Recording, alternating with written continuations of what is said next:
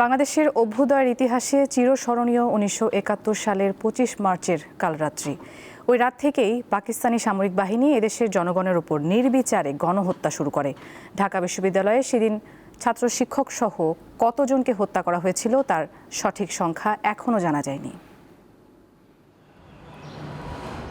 পাকিস্তানি সামরিক বাহিনীর operation searchlight 1971 সালের 25 মার্চ।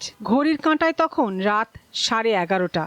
ট্যাঙ্ক আর সাঁজোয়া যান নিয়ে ঢাকা বিশ্ববিদ্যালয় এলাকা ঘিরে ফেলে তারা। উদ্দেশ্য বাঙালি জাতির মেরুদণ্ড ভেঙে দেয়া। প্রথম আক্রমণ বিশ্ববিদ্যালয়ের ছাত্রদের আবাসিক জগন্নাথ হল এবং ইকবাল হল, যা এখন সার্জেন্ট জহুরুল হক হল নামে পরিচিত। ডক্টর গোবিন্দচন্দ্র দেব, ডক্টর জ্যোতির্ময় গুহ ঠাকুরতা, ডক্টর মনিরুজ্জামান সহ অন্তত 10 জন শিক্ষককে সেই রাতেই হত্যা করা হয়। নির্বিচারে গুলি চলে জগন্নাথ হলে। এরপর ছাত্রদের দিয়েই মাঠে গর্ত করে মাটি চাপা দেয়া হয়। আগের মতোই clean. Berger easy clean fresh, দেয়ালে দাগ থাকবে না, রাখবে সুরভিত। এখানেই 1971 সালের 25শে মার্চের রাত্রে গণহত্যা চালিয়ে বাঙালি জাতিকে মেধাশূন্য করার নীল নকশার বাস্তবায়ন করে পাকিস্তানি হানাদার বাহিনী।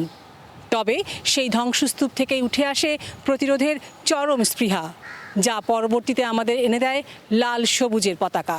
স্বাধীনতার অর্ধ শতাব্দী পরে এই ইতিহাসকে নানা পক্ষের স্বার্থে পাল্টে দেখার যে প্রবণতা লক্ষ্য করা যায় তা কখনোই কাম্য নয় বলে মত দেন বিশ্ববিদ্যালয়ের এই শিক্ষক। বাংলাদেশে যখন নানা রকম দল কাজ করেছে বা বিভিন্ন পক্ষ কাজ করেছে, একই দেশের অন্তর্গত হয়েও তার মতো করে এই স্বাধীনতাকে উপলব্ধি করতে চেয়েছে বা বর্ণনা করতে চেয়েছে।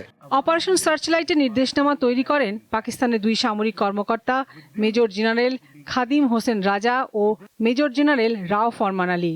নির্দেশনামার লিখিত নথি রাখা হয়নি। অনেক পরে 2012 সালে major general Khadim Hussain Raja a stranger in my own country শিরোনামে আত্মজীবনী প্রকাশ করেন। সেখানে প্রথমবারের মতো অপারেশন সার্চলাইট সম্পর্কে কিছু তথ্য প্রকাশিত হয়। লাবণী গুহ, দীপ্ত সংবাদ, ঢাকা।